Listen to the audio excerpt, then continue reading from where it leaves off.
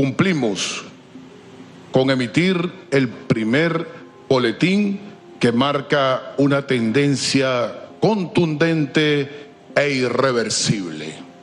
Primero, Nicolás Maduro Moro, del Gran Polo Patriótico, con un 51.20%. El candidato Edmundo González, de la Mesa de la Unidad, con un 44.2%. Felicitamos entonces al nuevo presidente de la República Bolivariana de Venezuela, candidato Nicolás Maduro Moro. En el 2002, Venezuela era el país más rico de América del Sur. Parecía que su futuro iba a ser brillante. Hoy es uno de los países más pobres de América Latina. En 2017, el venezolano promedio perdió 11 kilos por falta de alimentos, razón por la cual no es extraño que 8 millones de venezolanos tuvieron que huir, en busca no solo de oportunidades, sino de lo más mínimo para sobrevivir. ¿Cómo pasó Venezuela de ser una de las naciones más ricas, no solo de América Latina, sino del mundo, a ser hoy una de las fuentes de mayores refugiados en todo el continente? En los 50 era el país más rico del mundo. Las enormes reservas de petróleo le hacían depender de este producto. La suerte del país dependía de ello, pero a finales de los 70 estaban profundamente endeudados y para los 80 se desplomó el precio del petróleo y por supuesto entraron en recesión. Ahí Hugo Chávez estaba en el ejército. Con la economía en crisis ya planeaba un golpe militar.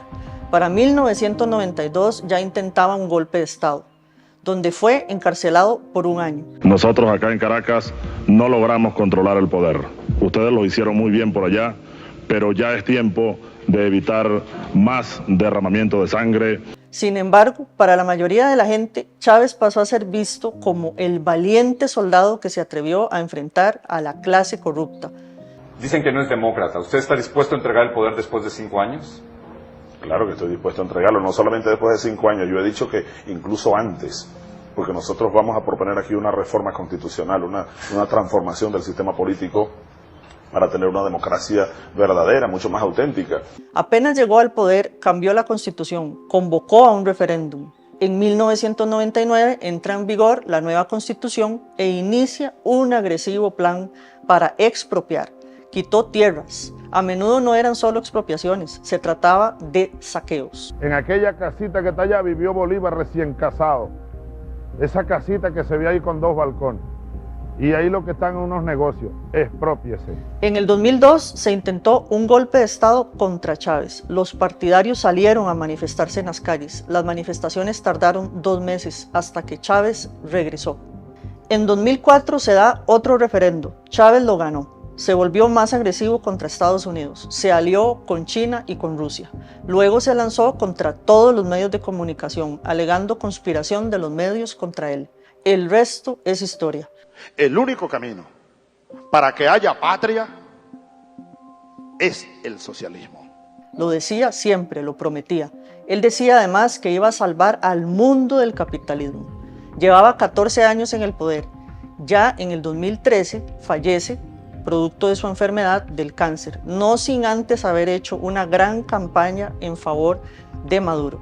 Y si nuestro comandante Chávez ha sido bautizado el Cristo Redentor de los pobres de América, nosotros somos sus apóstoles y nos vamos a convertir en los protectores y redentores también de esos pobres, de los humildes. Él demonizó a todos sus oponentes políticos. Los colectivos, que son bandas pro gobierno, salieron a las calles. Hubo muertos y continuó la crisis, a tal punto que la economía está absolutamente destruida. Yo no soy el diablo, yo soy un hombre que va con los mejores lazos de hermandad a trabajar conjuntamente con todos los países de América Latina, de Norteamérica y del mundo entero. Si para usted Cuba es una dictadura o no es una dictadura. Sí es una dictadura. Sí es una dictadura. Sí, pero no puedo yo condenar a Cuba. ¿Sabe? Hay un principio de derecho internacional, que es la autodeterminación de los pueblos. Los pueblos deben darse sus gobiernos o deben hacer sus propias historias.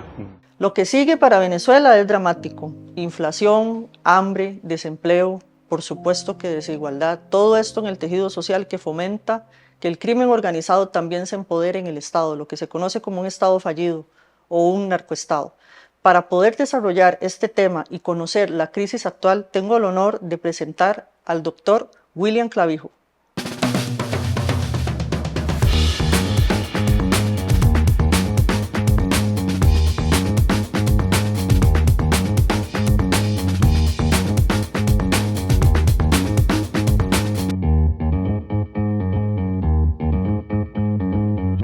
Bienvenido, Will, gracias por el espacio, por conectarte para que podamos ampliar sobre un tema tan sensible como es Venezuela.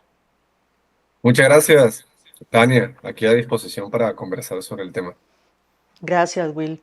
Iniciemos comentándole a la gente cómo ha ido evolucionando la situación política en Venezuela previo al 28 de julio. Sí, bueno, ya hoy estamos cumpliendo un mes, ¿no? Desde los sucesos del 28 de julio, nosotros, como analistas del proceso político, pues veníamos acompañando una situación bastante alentadora, ¿no? En términos de la posibilidad de ver que se estaban dando condiciones para intentar presionar por una transición pacífica a la democracia en el país, ¿no? Si volvemos atrás un año, hace un año no había ninguna perspectiva de que esto pasara, ¿no? Estábamos hablando de un régimen autoritario consolidado en el poder, luego de la experiencia del gobierno interino de Juan Guaidó, y que vino una ola represiva y de apropiación, digamos, de aumento del control sobre las instituciones políticas del país, ¿no? Esto por parte del gobierno de Nicolás Maduro. Posterior a ello, comenzamos a ver algunos cambios, ¿no? Y eso sucede dentro y fuera de Venezuela, ¿no? En el plano exterior, unos procesos de negociación entre el régimen autoritario de Maduro y actores relevantes del sistema internacional como los Estados Unidos y países de la región también. También vemos como consecuencia de eso la retomada de las negociaciones entre el régimen de Maduro y los sectores de la oposición encabezados por la Plataforma Unitaria. Como consecuencia de ese proceso de negociación vemos que luego de mucha presión y de trabas para permitir que se hiciera una elección primaria, el régimen permite que esa elección primaria ocurra. Esa elección es clave porque eso permite renovar el liderazgo político de la oposición, que en este caso queda bajo la conducción de María Corina Machado, y se da un proceso muy interesante de aglutinación de las fuerzas democráticas, de reencuentro y de reconciliación entre los actores, ¿no? Que venían recriminándose unos a otros el fracaso de la estrategia anterior, ¿no? A partir de ahí hay que destacar, ¿no? La excepcional capacidad de conducción del liderazgo de María Corina Machado. Creo que ella al principio levantó muchísimas dudas sobre la posibilidad realmente de articular y de unir a toda la oposición y de sortear los obstáculos, ¿no? que vendría a poner el régimen de Maduro, porque creo que nadie aquí que ha acompañado el proceso político estaba contando con que Maduro permitiera que la oposición fuera tranquila, ¿no? A las elecciones del 28 de julio. Ahí pasaron muchas cosas, ¿no, Tania? Como consecuencia de los acuerdos de Barbados, se suponía que se iría a revisar la inhabilitación de María Corina Machado. Esto no sucedió. Una inhabilitación que hay que decir que es inconstitucional porque no se le respetó el debido proceso, no hubo una sentencia firme con relación a ese tema por parte de un tribunal en Venezuela.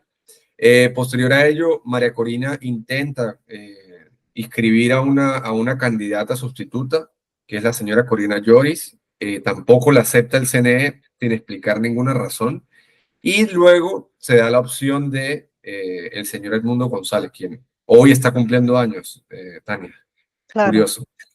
Y bueno, Edmundo González llega, ¿no? Una persona que no era conocida ante la opinión pública venezolana, pero a quien María Corina y los demás sectores de la oposición le endosan su capital político, ¿no? Principalmente María Corina. Esto yo creo que es un reconocimiento que hay que hacerle a ella, porque es básicamente colocar en riesgo lo que ella venía construyendo por más de 20 años, ¿no?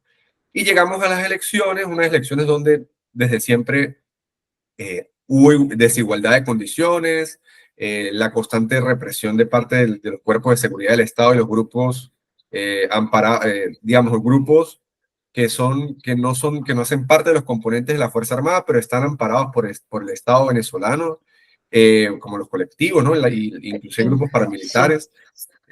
La censura, ¿no? De los medios de comunicación o la autocensura, ¿no? De medios amenazados de cierre en caso de no moderar su línea editorial a favor del gobierno.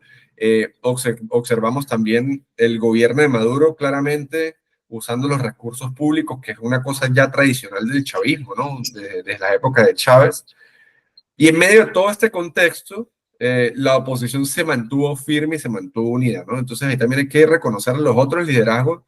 Y hay una cosa muy peculiar de lo que pasó el 28 de julio, Tania, que es que fue la ciudadanía que se apropió del proceso. Es decir, el chavismo como movimiento político entró en colapso hace un par de años, ¿no? Y bajo el liderazgo de María Corina surgió una nueva narrativa, ¿no? En el pueblo venezolano, que esto es una cosa que los politólogos han venido analizando con mucho interés, porque, es decir, las ideas dominantes que nortearon el debate político durante 20 años están totalmente agotadas y ahora empezamos a hablar de otras ideas, ¿no?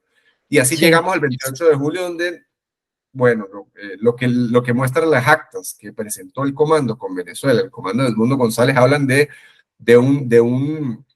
una avalancha de votos, ¿no? De un deslave, de una victoria abrumadora de 70 contra 30 a favor del Mundo González. Sí, ahí me gustaría interrumpirte un momentito para que puedas aclarar dos cosas. ¿Qué hace que definitivamente el proceso sea distinto ahora? Porque también mencionaste el gobierno interino de Guaidó. Y ya también rápidamente mencionabas que la gente toda o la gran mayoría se volcó hacia el liderazgo que tiene María Corina, que ha servido como un catalizador gigante para la sociedad venezolana. Eso, que es muy importante, ¿cuál fue esa diferencia? ¿Por qué creyeron que definitivamente se iba a lograr esta vez? Y lo otro es los colectivos, porque nosotros desde Centroamérica, o las personas que nos van a escuchar en todas partes en el hemisferio, no tienen claridad sobre qué son colectivos. Entonces, sí me gustaría que por favor lo puedas ampliar. Mira, que yo creo que varias cosas pasaron que son diferentes, Tania. La primera es que es el agotamiento del chavismo y de las ideas que nortearon este proyecto político de Hugo Chávez, que llegó por la vía electoral ¿no? y se volvió autoritario, ¿no? Una cosa determinante son las consecuencias de la crisis económica y social. O sea, la gente, habían dos cosas que aparecían en las encuestas, ¿no? Ilusión, ¿no? La ilusión que se construye la campaña y por el carisma del candidato, en este caso María Corina, pero también una desesperación por cambiar, ¿no? Y esa desesperación tiene que ver con, bueno, ya tenemos más de 5 años de una compleja crisis humanitaria, ¿no? Que empujó a más de 7 millones de personas a salir del país, que colocó a más del 90% de la población por debajo de la línea de pobreza, que aumentó los niveles de desigualdad y de miseria en el país. Entonces, claro, aquí se trata de decir, ante el agotamiento de las bases materiales que permitían sustentar una república imperfecta, pero que permitía oportunidades, una vida mínimamente estable para la mayoría de la población, que esto es una consecuencia del Estado predatorio chavista, ¿no? Y del modelo chavista. Claro, la gente se volcó a la calle ante apoyar a una opción que es totalmente contraria sin ser extrema, ¿no? Porque aquí hay que necesario advertir que María Corina es republicana y además es liberal, ¿no? Y propone ideas del centro derecha, tal vez un poco de la derecha, pero no es ni conservadora ni extrema derecha como algunos sectores la quieren pintar. Es un actor político republicano y que propone recuperar las normas del juego democrático, la república, ¿no? Vivir en una república estable. Entonces, claro, esto se debe al colapso institucional, económico y social del país, ¿no? Que además destruyó los elementos fundamentales de la sociedad, que es la familia, ¿no? La separación de la familia, el hecho de perder a los hijos, el drama familiar de perder a un familiar por enfermedades durante los últimos 7 años. O sea, toda esta clase de cosas se juntaron para hacer una olla de presión que todavía permanece, Tania, porque decimos que, bueno, que tal vez no se ha logrado, ¿no? Y lo que ha sido distinto es esto, ¿no? O sea, el tema de que esto ya dejó de ser una situación de polarización como cuando vivíamos en la época de Chávez, ¿no? Lo que se está viendo más o menos en Brasil o en Colombia, ¿no? En términos de polarización política. Esto ya no es polarización, esto es la sociedad, una sociedad compuesta por civiles luchando y presionando a una camarilla, ¿no? A un sector que hace parte de la élite dominante, pero que es totalmente minoritario y desconectado de la realidad del país, para forzarlo a salir, ¿no? Y por eso te dije en la pregunta anterior, que es que fue la sociedad la que se apropió del proceso, porque si tú notas, o sea, fue la gente saliendo a marchar, gente que nunca salía a marchar, saliendo a las concentraciones en María Corina, cuando llegaba a pueblos o a localidades. Eso fue la gente, cuando el CNE cambió las reglas para los testigos de las mesas de votación, la gente se volcó a apoyar para conseguir que hubiera testigos en todas las mesas, y porque ahora tenía que ser testigos de personas que votaban en esos centros de votación, ¿no? Antes no era necesario que el testigo votara en el centro de votación donde cuidaba los votos. Ahora, por una nueva norma que no tiene nada que ver con, o sea, no tiene relación con la ley de procesos electorales, pasó a exigirse. Y digamos, estos desafíos se consiguieron superar. Una campaña, Tania, que no gozó de grandes volúmenes de dinero como en otrora, ¿no? Como en el pasado, que uno se veía inversión en publicidad. Es decir, fue una campaña impulsada por la sociedad, por la desesperación de cambiar, de salir de la situación catastrófica. ¿Qué es distinto? Mira, distinto es que la oposición consiguió juntar más de 80% de las actas y dejar en evidencia el régimen autoritario de Nicolás Maduro, porque hasta un mes después no han querido mostrar las actas, porque es muy difícil obviamente, de que puedan mostrar actas falsificadas. O sea, tú necesitarías falsificar más de 100.000 firmas, necesitarías alterar el resultado de actas en más de 30.000 mesas. Entonces, estamos hablando de un nivel de complejidad que el gobierno no, a pesar de toda la tecnología sofisticada que recibe de aliados internacionales para controlar y perseguir, todavía no tiene las condiciones de falsear, ¿no? Lo que se expresó el 28 de julio y que está en las actas que tiene el Consejo Nacional Electoral bajo custodia y que no quiere mostrar. No, y no las van a mostrar. Dos cositas para que no se nos olvide. El tema de los colectivos. Cuando escuchamos los colectivos, cómo se está reprimiendo también al pueblo, y con estas convocatorias que hace María Corina, creo que fue hace tan solo un par de días, vuelve a hacer una convocatoria, llega muchísima gente que está, por supuesto, creyendo en la propuesta política y además que está absolutamente convencida de que hubo un fraude, pero están expuestos a la violencia que ejercen estos colectivos. Son grupos que de alguna forma tienen el beneplácito de la dictadura, ¿no? Sí, sin duda, Tania. La creación de los colectivos viene de la primera década del 2000, y es cuando Chávez decide, ¿no? Chávez comenzó con estos comités de defensa de la revolución, ¿no? Que, o sea, es como el similar a esos comités de defensa con los círculos bolivarianos, claramente aconsejado por Fidel Castro en aquella época, ¿no? Y después procede a crear estos colectivos que son una especie de grupos paramilitares que controlan regiones de partes de las ciudades, ¿no? Barrios o partes de zonas rurales también, ¿no? Bueno, no, sería más bien refiriéndonos a zonas urbanas, ¿no? En el caso de los colectivos. Ya grupos paramilitares sí en zonas rurales, ¿no? Y ellos se convirtieron en la autoridad y son organizaciones que claramente recibieron formación, es decir, adoctrinamiento, y ellas fueron creadas para defender y preservar el proyecto político de Hugo Chávez, ¿no? Entonces, claro, son grupos al margen de la Constitución y de la ley, pero que gozan del beneplácito del Estado y se articulan y se coordinan con los cuerpos de seguridad del Estado para reprimir de forma organizada, ¿no? Entonces, ahí vemos, inclusive ya existe evidencia que fue presentada ante el Alto Comisionado de Naciones Unidas para Derechos Humanos, donde se muestra un patrón de repetición, o sea, un patrón de represión coordinada entre la Fuerza Armada, la Guardia Nacional Bolivariana, la Policía Nacional y los colectivos, que se llama el Plan Zamora, ¿no?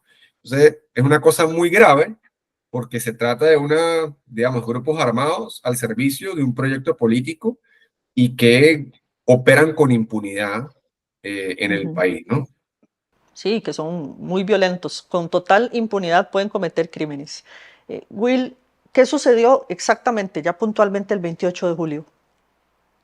Mira, el 28 de julio veníamos observando un proceso de votación masivo. Las elecciones transcurrieron con relativa normalidad. No observamos grandes cambios comparado con elecciones anteriores, ¿no? Y esto a pesar de vivir en un país con una crisis profundizada, un gobierno autoritario que ya venía desde el 2018 aferrándose al poder por la vía de la fuerza. Pero a partir de las 5 o 6 de la tarde comienzan a pasar cosas, ¿no? Y es que el Plan República se niega a cerrar los centros de votación cuando ya no había más gente en fila para votar, ¿no? De acuerdo con la ley, hasta las 6 de la tarde, si no hay gente en fila, se procede a cerrar el centro y comenzar con el proceso de conteo, totalización, escrutinio y totalización de las actas, ¿no? Escrutinio. En ese proceso también se comienzan a llegar denuncias, que se comienza a repetir la misma denuncia de que hay testigos que están siendo obligados a desalojar los centros, ¿no? Testigos de la plataforma unitaria, es decir, los testigos de Edmundo González. También comienza a pasar una situación de que a las 6 de la tarde se interrumpe por primera vez el proceso de totalización, no, de escrutinio en el CNE. Y ahí el comando se comienza a cuestionar por qué eso está pasando, ¿no? Pensando que es el sistema electoral más transparente y seguro del mundo, ¿no? Los testigos principales de Edmundo González que tendrían acceso a la sala de totalización son impedidos de entrar también. Y entonces, bueno, ahí de repente se retrasa la emisión del primer boletín, porque obviamente el proceso de escrutinio, la oposición comienza a ver que, es decir, comienza a perder el acceso a los resultados cuando el proceso de escrutinio no había llegado ni al 50%. Y ahí entonces se retrasa el proceso de lectura del primer boletín y sale Elvis Amoroso, que es importante alertarle a la gente quién es, ¿no? Elvis Amoroso es un militante del Partido Socialista Unido de Venezuela, hace parte del círculo de confianza de Nicolás Maduro y de Cilia Flores, su esposa, y bueno, que fue designado como rector principal del Consejo Nacional Electoral por las razones evidentes, ¿no? Elvis Amoroso, en su declaración, ya anuncia a Nicolás Maduro como ganador, supuestamente con 80% de las actas escrutadas, actas que nadie tuvo acceso, y también argumenta que estas actas no se habían presentado porque hubo un ataque, un ciberataque, ¿no? Que afectó el sistema, siendo que este sistema está aislado, ¿no? Por cuestiones de seguridad, este sistema no está conectado a una red de Wi-Fi, no es un sistema totalmente aislado que no podría ser penetrable, ¿no? No se podría penetrar. Claramente eso llama la atención de la comunidad internacional, porque allí en campo estaba la misión del Centro Carter y también el panel de expertos de la ONU, que fue una misión enviada por el secretario general de la ONU, Antonio Guterres, quienes tienen que esperar a salir del país para mostrar lo que mostraron, ¿no? Que básicamente no hay evidencia de la ocurrencia de este ciberataque y que además de eso, al revisar, porque claro, ahí sucede en paralelo, la oposición, el comando con Venezuela no decide tirar la toalla, ¿no? Ellos básicamente dicen, no, vamos a continuar con nuestro plan de recolectar todas las actas de votación para saber qué fue lo que pasó en cada mesa. Y ese esfuerzo, que contó con el apoyo del ciudadano común que se arriesgó ese día para recolectar el acta en su mesa como testigo, pero también contó con el apoyo de gente del Plan República, de los testigos del Partido Socialista Unido de Venezuela y de mucha gente, que fue lo que permitió que recolectáramos un poco más del 80% de las actas. Pero Will, para poder recolectar, porque nosotros con un sistema de votación absolutamente distinto a ese, también la gente tiene que aterrizar en ese contexto. Cuando hablan de las actas, que es que cuando se emite un voto en Venezuela, tenés un comprobante de regreso. Se te entrega un comprobante y esas son las famosas actas. Para nosotros no funciona así. Entonces, es interesante, la gente tiene que saber de qué se tratan esas famosas actas. ¿Es un comprobante que tiene cada uno de los que votan? Sí, entonces no, la verdad el acta es la papeleta es la que recibe la persona cuando emite su voto en la máquina y la inserta en la urna, ¿no? En los centros de votación, de acuerdo por la ley, se tiene que abrir poco más del 40%, hasta 50% de las urnas se abren para constatar que el acta que arroja la máquina en el proceso de escrutinio automatizado tiene relación con lo que se está diciendo allí, ¿no? Entonces, porque claro, ellos votan la relación por o sea, por mesa, ¿no?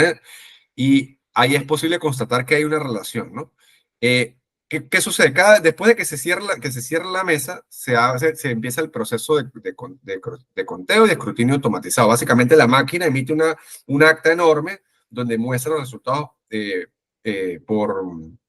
por candidato, ¿no? Cuánto obtuvo cada candidato y cuántos tuvo por partido, ¿no? Porque un candidato puede estar inscrito en más de un partido. Esas actas normalmente se emite la original, que se la queda el representante del Plan de República, que en este caso es la Fuerza Armada, que son los que custodian y recogen todo el material electoral, y los tres candidatos mejor colocados en el resultado reciben también una copia. Entonces, claro, ¿qué sucede? A partir de las 6 de la tarde comenzamos a ver un patrón bueno, se paraliza el proceso de escrutinio y de totalización de las actas en la sala de totalización del CNE en Caracas. Se comienza a perseguir a los testigos y a sacarlos de los centros de votación. Y bueno, sucede después esta cuestión del anuncio del primer boletín donde se argumenta que hubo el hackeo, ¿no? Entonces, pero te digo esta cosa porque ahí pasó, hay un punto que la gente no está considerando. ¿Y qué pasó con los testigos de Nicolás Maduro en las mesas, ¿no? Y ahí es una cosa interesante, porque hay evidencia de que inclusive hubo testigos que ayudaron a entregar las actas. O sea, el acto original, ayudaron al comando también a que eso sucediera. Entonces, esto para ejemplificar un poco, para ilustrar el deseo de cambio de la gente, ¿no? Y lo que permitió que hoy pudiéramos decirle al mundo, mira, básicamente lo que pasó no se corresponde con el anuncio del rector Elvis Amorós. Claro, entonces, ¿cómo hace el régimen chavista para poder desconocer el resultado de la elección presidencial, pese a todo esto que acabas de exponer? Sí, bueno, básicamente es por el control arbitrario que ejercen sobre las instituciones y que obviamente le permiten, como no hay check and balance, ¿no? O sea, no hay independencia de poderes públicos y no hay control, sino hay complicidad, pues entonces el rector que no se reunía, porque esa es otra cuestión, Tania. Luego, digamos, semanas antes de la elección, ya había un rector que se supone que era de la oposición, que estaba denunciando que el rector principal no convocaba al cuerpo colegiado, que son 5 rectores, para reunirse y tomar decisiones, porque esa es la principal autoridad. La cabeza del poder electoral está en ese cuerpo colegiado de los rectores. Básicamente, Elvis Amoroso no convocaba las reuniones y tomaba las decisiones por sí mismo. Igualmente procedió a hacerlo en ese día 28 de julio, ¿no? Porque después había otro candidato de la oposición llamado Enrique Márquez, quien sí pudo colocar a su testigo en la sala de totalización, y ese testigo dijo que el informe, el boletín que se leyó esa noche no lo imprimieron en la sala de totalización como es costumbre. Entonces, ese boletín salió de otro lugar, fue coordinado por Elvis Amoroso y sus colaboradores en clara conexión con Nicolás Maduro, ¿no? Entonces, solo para ilustrar también esta cuestión de cómo las instituciones no funcionan como debe ser de acuerdo con la ley y cómo la falta de independencia de los poderes públicos ha impedido de exigirle y de conseguir que el poder electoral entregue las actas, ¿no? O sea, que muestre las actas y los resultados, porque lo que hubo fue una lectura de un informe que no se corresponde con las actas y nadie ha podido tener acceso desde el 28 de julio. ¿Y cuáles son las alternativas para las fuerzas democráticas en este momento? Ante el desconocimiento, obviamente, por parte del régimen de los resultados. Ellos no van a admitir que hay un fraude. La narrativa del régimen es que, obviamente, incluso tendrían que estar privados de libertad, porque ha salido a decirlo Maduro constantemente, que María Corina es una criminal, ¿verdad? Están criminalizados y ellos lo que han dicho es, están escondidos, deberían de estar privados de libertad por cuanto más bien ellos son los que están cometiendo un delito. Pero ¿cuáles entonces van a ser las alternativas? Mira, estamos en un momento muy complicado. Tenemos que ser honestos con la audiencia, Tania. Nosotros estamos luchando contra... Lo que ocurre en Venezuela es un régimen autoritario sin adjetivos, ¿no? Y un régimen autoritario que además tiene el apoyo de otros regímenes autoritarios, ¿no? Quienes los ayudan a evadir sanciones, quienes también les venden tecnología, los capacitan, ¿no? Todas estas cuestiones asociadas a inteligencia, contrainteligencia, ciberseguridad, entre otras cuestiones, ¿no? Entonces, Las alternativas son bastante difíciles porque la oposición es un grupo de civiles que no están armados y que solamente gozan del apoyo popular se apoyan del deseo de cambio de la población, ¿no? Y esto es lo que se observó en los últimos meses. Las alternativas son muy complejas, estamos hablando es decir, y además de esto el régimen autoritario está consolidado, ¿no? Es decir, cuando nosotros hablamos del régimen no podemos pensar solamente en Maduro, tenemos que pensar en la élite dominante, en el círculo de colaboradores de Maduro que también lo ayudan a sostenerse, ¿no? Y ahí tenemos a la Fuerza Armada, que es un actor fundamental para la estabilidad de Maduro, y tenemos los distintos sectores de la nomenclatura chavista, ¿no? Que ocupan cargos en ministerios, que ocupan cargos en los otros poderes públicos, y que a pesar de todas las dificultades han mostrado una asombrosa capacidad de mantenerse unidos, ¿no? Pese a la crisis, pese a las sanciones, pese a las presiones. Claramente estas personas también están vigiladas, ¿no? O sea, salirse de ese círculo de poder tiene un riesgo muy grande, ¿no? Porque pueden ser perseguidos, ¿no? Ya observamos lo que pasó con Tarek El Aissami, que llegó a ser inclusive parte del círculo de confianza de Maduro, pero que se presume que lo iba a traicionar y entonces lo acusaron de corrupción, ¿no? Porque esa es otra cosa, hay un acuerdo de impunidad en el cual todos, digamos, están habilitados para enriquecerse, pero siempre y cuando no amenacen a Maduro, ¿no? Porque Maduro es la persona que al final podría tener la última palabra y que puede aplicar la ley a ellos, ¿no? La ley, o sea, las normas que ellos internan, ¿no?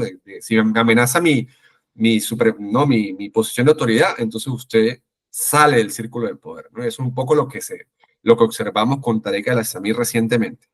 Entonces, frente a eso, tenemos la resistencia ciudadana, ¿no? Entonces, esto va a depender, Tania, de la capacidad del liderazgo de la oposición y de la ciudadanía de organizarse en un movimiento de largo plazo para presionar por una transición a la democracia, ¿no? Que eso necesariamente pasa por organización mismo, ¿no? La organización de la protesta, mantener, mantener la causa viva en las calles de Venezuela.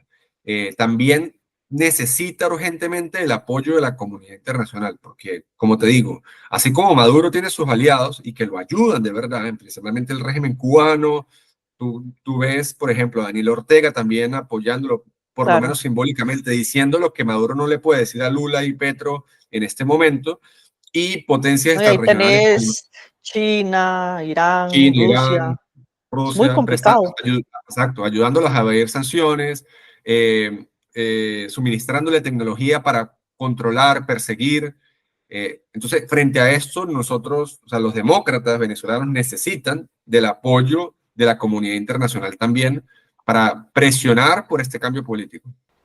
Y otro elemento importante, William, no solo estos apoyos que hay internacionales y que ustedes en Venezuela necesitan el apoyo, por supuesto, de actores políticos de otros países, y de la OEA o países como Costa Rica, que afortunadamente ha sido muy importante las declaraciones y la narrativa. Pero qué complicado cuando un régimen, aparte de un asunto político y un régimen como tal o un totalitarismo como el que existe en Venezuela, también está acompañado de organizaciones criminales, porque se ha dicho muchísimo sobre la penetración del crimen organizado en Venezuela y de cómo opera el cártel de los soles dentro del Estado. Entonces, ¿cómo hacer cuando tienen apoyos de criminales que además también operan en otros países? Es un fenómeno transnacional. ¿Cómo hacer? ¿Qué es lo que sigue? ¿Cómo se puede hacer? Porque vos señalabas que hay que seguir, ¿verdad? Que es una especie de resistencia ciudadana que además está, por supuesto, desarmada, que básicamente están a expensas de qué, de los organismos internacionales, de los países que presionen de pronto, pero ¿cuánto puede importarle a un régimen como el de Maduro si está acompañado de organizaciones criminales y está acompañado de narcotraficantes dentro de su mismo gobierno? Sí, no, ahí es totalmente, o sea, luchar por un cambio, por el restablecimiento del orden democrático en Venezuela necesariamente pasa también por combatir estas organizaciones del crimen organizado, Tania. Porque allí tenemos narcotráfico, tenemos también trata de personas, tenemos grupos terroristas, y esto es una cuestión que a veces hasta cuesta explicársela a la audiencia a las personas fuera de Venezuela, ¿no? Porque parece una cosa como de ficción, ¿no? Pero fíjate lo que pasó con el capitán Ojeda en Chile, ¿no? Que era un funcionario militar que fue descuartizado en Chile se presume que por una célula del Tren de Aragua, pero por órdenes del gobierno autoritario en Venezuela, ¿no? Entonces, esa es una forma para ilustrar cómo el crimen organizado opera ya de manera transnacional y cómo Maduro extiende sus redes de influencia a través de estos grupos irregulares por la región, ¿no? Tenemos también el caso de la reciente decisión de las autoridades brasileñas de pasarle a exigir visa, de no permitir la entrada de ciudadanos de países que requieren visa, porque se descubrió que hay una red de trata de personas que está utilizando Venezuela para traer personas del Medio Oriente, principalmente de Siria, ingresarlas a Brasil por la frontera y después llevarlas a otras partes del mundo, como por ejemplo Estados Unidos, ¿no? Entonces, esto es una cosa muy delicada que necesita ser discutida sin miedo, ¿no? Con seriedad, porque realmente necesariamente pasa, o sea, conseguir una transición a la democracia en Venezuela necesariamente pasa por combatir a estos grupos del crimen organizado que hoy tienen resguardo en Venezuela y que utilizan a Venezuela como trampolín para expandir sus operaciones por la región. Y desde ahí, ¿cuáles van a ser las implicaciones que ya están viendo, desde el análisis político que haces, las implicaciones para la región? Mira, la primera cuestión es la preocupación con una nueva ola migratoria, ¿no? Una nueva ola de desplazamiento masivo, ¿no? Porque las personas, habían dos estudios de opinión que tuvimos la oportunidad de consultar en el 2000, antes de las elecciones hablaban de que cerca de 20% de las personas estaba considerando irse, pero que iba a esperar el resultado de las elecciones, ¿no? Considerando irse por temas de protección, también por mejores condiciones de vida, ¿no? Un país que realmente las condiciones de vida no son infrahumanas para la mayoría de la población, ¿no? Que no tiene acceso a dólares para adquirir bienes y servicios, ¿no? Lo que hemos notado es que la frontera de Brasil la entrada de personas ya superó los niveles previos a las elecciones. En Colombia se observa una tendencia de crecimiento que comienza a aproximarse a los niveles previos a las elecciones. Solo que esto sucede en un momento donde los países de la región vienen retrocediendo en materia de decisión de política migratoria, ¿no? Creando cierres de fronteras, militarizando fronteras, negándose a renovar los mecanismos de regularización migratoria, no quieren concederle la condición de refugio a los ciudadanos venezolanos, a pesar, ¿no? Y esto es un llamado que siempre hacemos, ¿no? Como representantes de la sociedad civil, sobre la necesidad de reconocer a las personas venezolanas como refugiadas, porque ya con lo que está pasando, la última ola represiva del último mes, creo que muestra evidencia suficiente, ¿no? Sobre la necesidad de concederle estatus de refugio a los ciudadanos venezolanos, porque lo que estamos viendo en Venezuela es una crisis generalizada de derechos humanos, ¿no? Y ahí el llamado a la comunidad internacional, a los estados de la región para acoger la definición de refugiado de la Declaración de Cartagena, ¿no? Porque creo que ya sobra evidencia y de organismos imparciales, ¿no? Como el Alto Comisionado de Naciones Unidas para Derechos Humanos, la Comisión Interamericana de Derechos Humanos, que muestran que, digamos, el contexto de violación generalizada de derechos humanos que se vive en el país, ¿no? Claro que hay otras cuestiones, ¿no? A nadie le interesa una Venezuela inestable, ¿no? Y ese es el gran desafío que impone el chavismo, porque a diferencia de otras dictaduras, el chavismo no tiene, o sea, uno de los grandes problemas estructurales originarios del chavismo es que adoptó una dinámica depredadora sobre las bases materiales que permiten la estabilidad económica de un país, ¿no? Entonces es muy diferente ver una China, que bueno, es un régimen digamos, de mucho más control, pero que impulsó la industrialización, ¿no? Y misma cosa Rusia con toda la cuestión de la guerra que mantienen ahora, la instabilidad generada por la guerra en Ucrania. Pero si observamos, son regímenes que consiguen cierta estabilidad económica. Inclusive el propio Irán, y sin el régimen de sanciones, ¿no? Porque Irán es un país que fue con sanciones mucho más severas que Venezuela, pero siendo un país petrolero, es un país que ha conseguido mantener los niveles de producción más estables y más elevados que Venezuela. Es un país que exporta combustibles, mientras Venezuela hoy tiene que importar pues, más de 1 millón de barriles de capacidad de refino que tenía, no es capaz ni de refinar 300.000. Entonces son algunos ejemplos para mostrarte la inconveniencia la inconveniencia de la Venezuela de hoy para la región, porque es un país que mismo siendo autoritario, o sea, que además de ser autoritario, no consigue garantizar condiciones de estabilidad económica y material necesaria para que la gente tenga menos incentivo de irse, ¿no? Porque es una cosa que también siempre digo, ¿no, Tania? Yo me niego a pensar que a alguien le guste vivir bajo un régimen autoritario, ¿no? Es injusto pensar que la gente vive así porque quiere. Nadie quiere vivir así, nadie quiere sentirse oprimido de no poder decir lo que piensa, con responsabilidad, claro, pero decir lo que piensa porque sabe que le va a llegar la policía a llevárselo preso, ¿no? O participar en unas elecciones como testigo, siendo un ciudadano común y que le llegue la policía a sacarlo del apartamento simplemente por el hecho de haber sido testigo en una elección, ¿no? Entonces, cada vez que surge esta cuestión de que la gente vive así porque quiere, me parece injusto pensar de esa manera. Yo no creo que las personas les guste vivir bajo regímenes autoritarios por voluntad propia. Sí. Ahora, se ha hablado, algunos hablan muy puntual sobre una intervención, o sea, una intervención militar.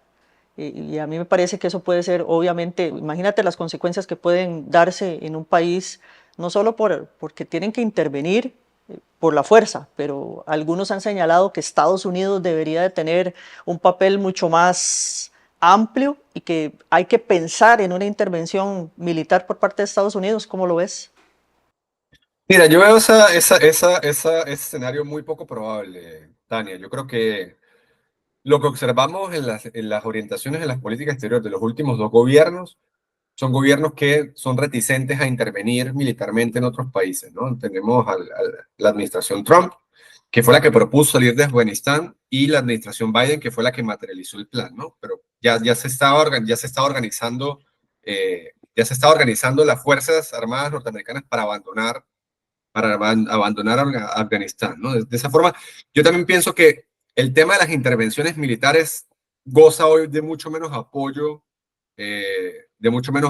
ante la opinión pública norteamericana, ¿no? Y ante la comunidad internacional en general, Tania. Creo que después de las experiencias de Irán, de Irak y Afganistán, creo que esa opción perdió fuerza, ¿no? Como preferencial para la mayoría de las personas, ¿no? Tampoco he escuchado un posicionamiento serio al respecto de eso entre los voceros del gobierno norteamericano. De hecho, la estrategia del gobierno Biden, que creo que era estrategia hasta que llegaron las elecciones, o sea, hubo todo el tema de un levantamiento parcial de las sanciones hasta las elecciones, donde se suponía que se iba a cumplir con lo acordado y que no se cumplió. Ahora noté, ¿no? O sea, un cambio de seña cuando anunciaron que apoyaban la victoria de Edmundo González, y después dijeron que no lo habían reconocido como presidente, y se sumaron al plan de Brasil y Colombia de intentar mediar para conseguir una solución. Eso nos muestra que después de las elecciones parece que no había un plan concreto, ¿no? No, incluso ahí, Will, que es muy importante, que no se nos puede olvidar, algunos validaron un proceso nuevo de elecciones, lo cual es una absoluta locura, porque es validar también que de alguna forma la oposición hace parte de un fraude. Sí, sin duda, esa propuesta del asesor del presidente Lula, Celso Amorín, de repetir las elecciones, que no ha ganado mucha fuerza, pero que él sigue insistiendo en ella, pues claramente es rechazada, ¿no? Por los defensores de la democracia, porque, es decir, repetir un proceso donde la oposición va a tener menos libertad para organizarse, va a estar más restringida, donde, o sea, el tema de la persecución de los testigos, o sea, sería muy difícil conseguir que eso se dé, porque, claro, observamos un Maduro que ni siquiera le presta atención a Brasil y a Colombia, un Maduro que ni siquiera a la fecha de hoy se ha reunido con estos 2 presidentes que se ofrecieron a mediar. Entonces, o sea, primero no observamos la posibilidad ni de considerar la alternativa, ¿no? Porque lo que vemos es a un Maduro huyendo hacia adelante, ¿no? Huyendo para adelante sin querer es decir, considerar la posibilidad de que se desconozca que él está en el poder, ¿no? Y que él ganó. Entonces, ese escenario es también es muy poco probable, ¿no? Y eso tiene mucho que ver con lo que veníamos hablando al principio, Tania, que es que el régimen autoritario, perdón, de Maduro se sustenta a nivel interno de la Fuerza Armada y estos grupos del crimen organizado, y a nivel externo tiene el respaldo de un montón de potencias extrarregionales que son potencias militares y que juegan duro, ¿no? O sea, que juegan duro y que no van a, y que para ellos es un interés vital, así como para Estados Unidos defender Europa es un interés muy importante, de repente en menor medida, pero los rusos también quieren continuar ejerciendo su influencia en América Latina a través de Venezuela, ¿no? Y todo esto lo sabemos que se maneja como una especie de moneda de troca. Usted sale de Ucrania, deja de apoyar a los ucranianos y yo puedo considerar algo, ¿no? Lo mismo con China en relación a Taiwán, ¿no? Porque la prioridad de materia de seguridad nacional para los Estados Unidos hoy se centra en su posición en el Indo-Pacífico, ¿no? Entonces, ese infelizmente es el escenario que nosotros estamos viviendo, y la correlación de poderes, cómo la correlación de poderes en el sistema internacional también influencia la posibilidad de un cambio político en Venezuela. Así es, William, nos ganó el tiempo, un pequeño cierre en un minuto, una reflexión, ¿qué es lo que sigue? ¿Qué es lo que va a pasar con Venezuela? No, la invitación sería continuar acompañando la situación de Venezuela, no abandonar la causa. Hay un montón de gente que con mucho coraje está intentando luchar por ese cambio político y dependen de que la causa continúe viva en el exterior, ¿no? Y nosotros que vivimos en países con democracias imperfectas, tenemos que valorar la posibilidad de vivir en esa democracia imperfecta, porque una vez que se pierde es muy difícil de recuperar también. Así es. Bueno, muchas gracias, William. Espero que nos podamos ver pronto en otro espacio para seguir hablando porque yo creo que es la forma de contribuir también de nosotros, de sensibilizar, de apoyar con este tema, y principalmente por toda la represión que está sufriendo en Venezuela, y porque hay un tema también con las redes sociales.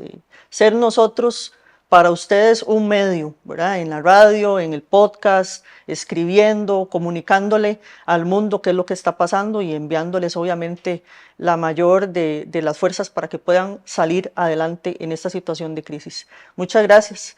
Y gracias a todos ustedes por seguirnos en el canal. Sigan apoyando, compartan este material que es tan importante para poder seguir haciendo posible un programa donde estamos sensibilizando sobre temas tan importantes, sobre Venezuela, sobre geopolítica, seguridad, criminología. Nos vemos en el próximo episodio. Muchas gracias por habernos acompañado en este episodio del podcast TMR Seguridad Hoy. Los invitamos a seguirnos en nuestras redes sociales. Construyamos comunidad en Facebook, Instagram, YouTube y Spotify como TMR Seguridad Hoy. Comparte esta información, ya que difundir la cultura de la seguridad crea mejores sociedades. Este programa fue presentado por Bloom Costa Rica y Supli Servicios.